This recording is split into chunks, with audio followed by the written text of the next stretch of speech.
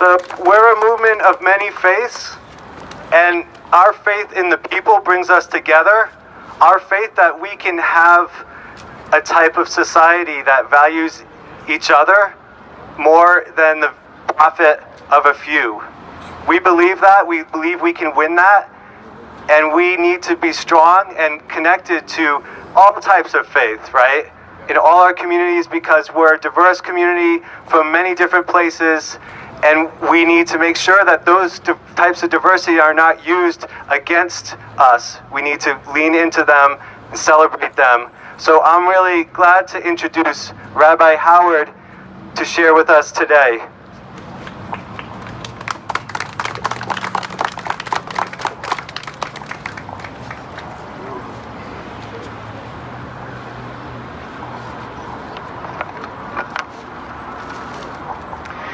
Thank you, Camilo, and thank you all for being here.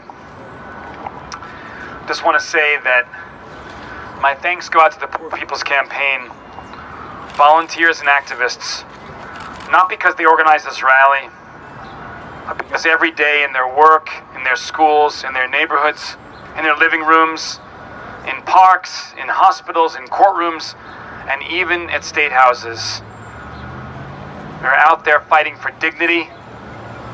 They're out there fighting for justice. They're out there fighting for fairness. And they're out there fighting for basic, plain, simple decency. This is the decency that all of us have been taught. The decency that all of us know because it's inside of us. It's the decency that enables us to connect with each other in meaningful relationships. The decency that enables us to care for our neighbors. The decency that compels us to treat our fellow human beings with kindness, not because we expect anything in return, but because we think we know, or maybe even have faith, that our decency will lead to kindness, and that our kindness will lead to love. I'm not an economist or a politician. I'm not a social worker, an urban studies professor, or a housing policy specialist. And I can't claim any expertise in the fine print of our state's patently unfair and shockingly callous legislation. But I do know that the Hebrew Bible in the book of Leviticus declares that you shall not put a stumbling block. Maybe if I move over here. A stumbling block, is that better? Yeah. A stumbling block in front of the blind.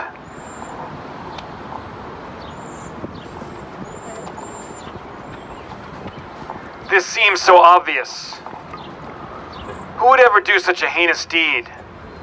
And yet there seem to be an awful lot of stone blocks out there.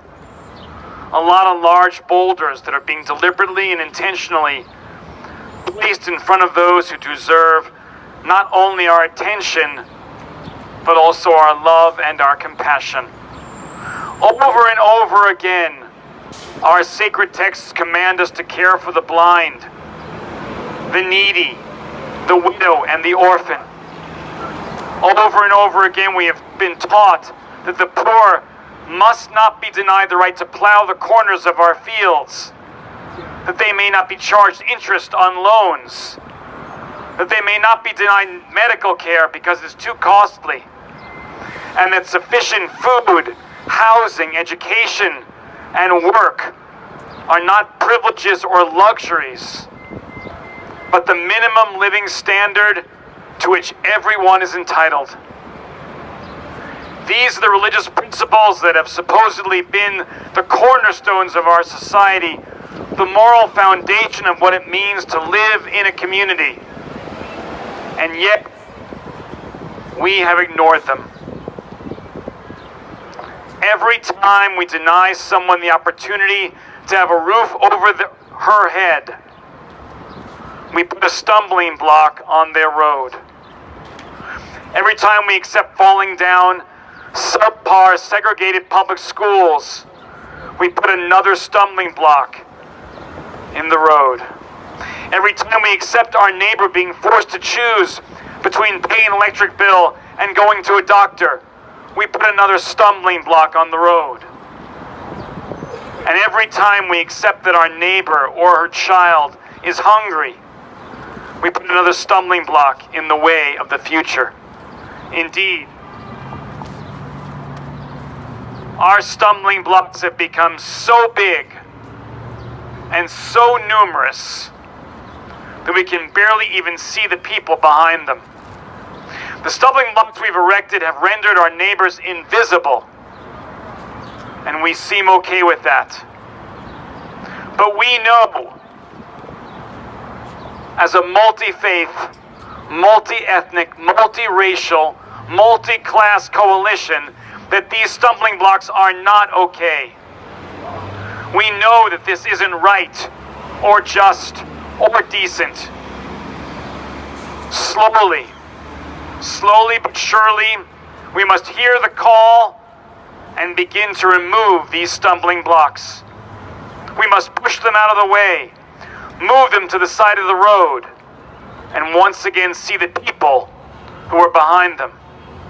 And then, once we've met our neighbors, broken bread, and shared our stories, then we can work together to transform our stumbling blocks, the obstacles that have kept us apart, and transform them. Turn them into houses, turn them into homes, turn them into neighborhoods, and turn them into caring and decent and just communities. So let's get to work and do this. Thank you.